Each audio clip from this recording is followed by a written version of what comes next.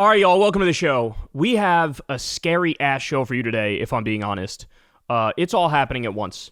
It is all happening at once. So in just a second, ICE raids are breaking up elementary school graduations. At the same time, Trump is sending the military into LA. We have tanks rolling through the streets of DC for his police state parade. We have Trump giving an overtly fascist speech to active duty troops, and they cheer it on.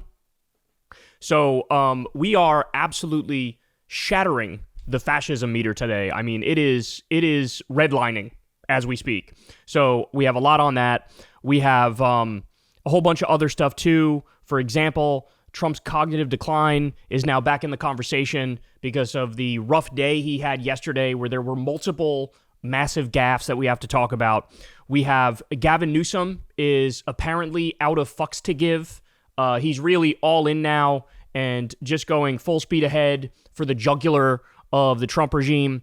We have a protester delivers a passionate and viral speech to regime thugs, basically explaining to them that these people don't give a fuck about you. They don't care about you at all. And they're trying to destroy the democracy that we have in this country and turn it into a fascist dictatorship. And then also Stephen A. Smith versus Jon Stewart and RFK Jr. basically just delivered American doomsday for science in this country. So it is... I'm not kidding when I say, guys, I literally can't keep up. You know how many shows we do. You know, on top of this stuff 24/7. But for the love of God, I can't keep up. There's even major stories that I had to leave off of this show because we just can't get to everything. So everybody sit back, relax, do me a favor, subscribe to the channel. That helps out massively and costs you absolutely nothing. You can also support the show on Patreon. That link is below. Remember, this is real independent media, unlike many of the fakers out there. And subscribe to the Corin's World YouTube channel if you want to see Kyle and Corin episodes, and subscribe to Crystal Kyle and Friends on Substack. That as well is below. You can find the link there. All right, guys, let's go ahead and get into it. Let's start with this. I literally just saw this right before coming on air. Listen to what the Trump regime is doing to escalate the current situation. Watch. Breaking just moments ago, NBC News reporting that ICE is preparing to deploy tactical units known as special response teams to 5 Democratic-run cities. Those cities, Seattle, Chicago, Philadelphia, Northern Virginia, and New York. It's not clear if these raids will begin immediately, but all special response teams in those areas have been told to be ready to deploy. So what he's doing here is he's trying to go full martial law. He's trying to invoke the Insurrection Act and basically invade the United States of America with the U.S. military. He's looking at what's happening in L.A. He saw that they did these incredibly provocative and illegal ICE raids at Home Depots and 7-Elevens and meatpacking plants and elementary schools, and he realized that provoked a backlash from the community where they basically drew a red line and said, you're not deporting these innocent people. So there were protests in the street. Then he sends in the National Guard after federalizing them. Then he sends in the Marines. And so now this is the model he wants for the rest of the country. So send in the ICE thugs basically as SWAT teams to do mass raids in every Democratic city, provoke protests in reaction to that, then go full militarization, full crackdown, full Insurrection Act, full martial law, occupy American cities. That's the idea. That's what he's doing right in front of our eyes. And the plan, the more you learn about the plan, the more devious and disgusting it looks. So this also came out the other day. This is in Politico. Trump team plans to send thousands of migrants to Guantanamo starting as soon as this week. So for those of you who don't remember, he floated this idea a few months back. And I remember hearing that and going, holy fucking shit. This is the imperial boomerang if I've ever seen it. The imperial boomerang means the oppression tactics that the empire uses on other countries like in Iraq and in Afghanistan and elsewhere, the torture, the indefinite detention, that eventually circles back around and is used domestically on the U.S. population. And that's exactly what we're witnessing here. Guantanamo Bay was used during the war on terror, you know, the war in Iraq, the war in Afghanistan, to get suspected terrorists and just lock them up indefinitely there. We tortured at Abu Ghraib, etc. You guys know the whole thing. But in this instance, it's let's send immigrants to Guantanamo Bay. Now, to this point, they haven't done much of that, but it was more of a logistics issue. That's why Marco Rubio made a deal with Bukele, the dictator of El Salvador, and we were sending people there. That was their interim decision in terms of while they're getting Guantanamo Bay ready to hold up to 30,000 people, which is what Trump wants it to do.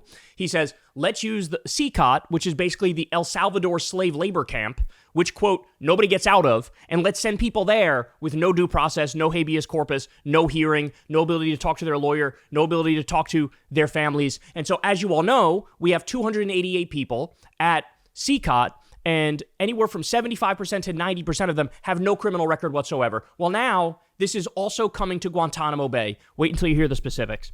The Trump administration is planning to dramatically ramp up sending undocumented migrants to Guantanamo Bay starting this week, with at least 9,000 people being vetted for transfer. According to documents obtained by Politico, that would be an exponential increase from the roughly 500 migrants who have been held for short periods at the base since February, and a major step toward realizing a plan President Donald Trump announced in January to use the facility to hold as many as 30,000 migrants. Remember, guys, the same ICE thugs that are covering their faces so you don't know their identities, the same ICE thugs who've been caught with Nazi tattoos, the same ICE thugs that are using regular license plate cars and won't tell you their names and won't give you your rights, these same people who are rounding up innocents at Home Depots and 7-Elevens and hair salons and high school graduations, these are the people who will determine who they're going to round up and who they're going to send to Guantanamo with no due process whatsoever. There is no more debate. This is what I've been trying to get across to you guys. There is no more debate. This is just fascism. U.S. immigration officials raid meat production plant in Omaha. Dozens detained. We're told immigrants don't work, but they raid workplaces. We're told hiring undocumented immigrants is illegal, but they never arrest the employer, just the employees. We're told this is about safety, but it's really about furthering a white nationalist agenda.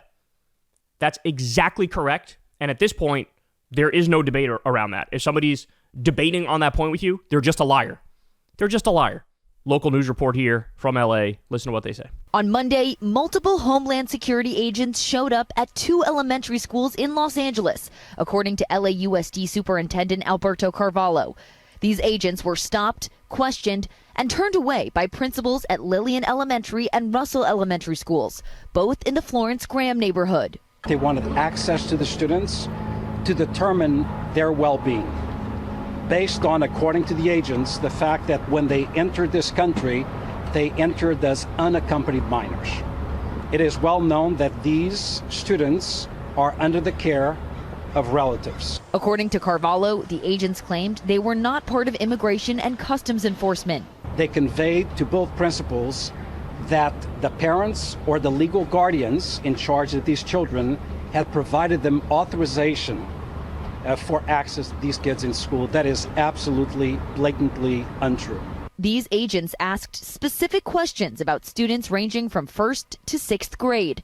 The superintendent says they arrived in unmarked vehicles and wore casual clothing. When the principals attempted to write down details about their IDs, they quickly hid their IDs. All parents from these schools were notified about these incidents. Ahead of the November election, LAUSD staff were trained in protocols to protect students from federal agents showing up at schools. We wonder if this may happen at more schools, if they simply will ram through. So we are having to really lean on the principals, the workers, the teachers. They also raided elementary school graduations where the parents had to run away, and the kids didn't know if they were going to get to see their parents again. You wonder why there's massive protests. You wonder why, in some instances, there's even riots. It's not that hard to figure out. The fascists have overreached. There are consequences to their actions. You can't destroy the lives of good, hardworking, innocent people and expect everybody to be totally fine with it. Only your fascist, death cult, Kool-Aid chugging freak brigade is okay with it. From the Wall Street Journal. The White House marching orders that sparked the LA migrant crackdown. Federal agents make warrantless arrests. Masked agents take people into custody without identifying themselves. Plainclothes agents in at least a dozen cities have arrested migrants who showed up to their court hearings. And across the U.S., people suspected of being in the country illegally are disappearing into federal detention systems without notice to families or lawyers, according to attorneys, witnesses, and officials. In Coral Springs, Florida, at least 8 agents in tactical gear, shields, and rifles surrounded a home with guns raised to arrest a father with no criminal history. In Irvine, California, ICE agents drove a phalanx of military vehicles in the Orange County suburb to arrest a person, though not for illegal immigration. They were seeking a resident son who had allegedly posted flyers alerting neighbors to the presence of ICE agents. Are they going to sit there with a straight face and say that posting flyers is illegal? All of these people are un-American.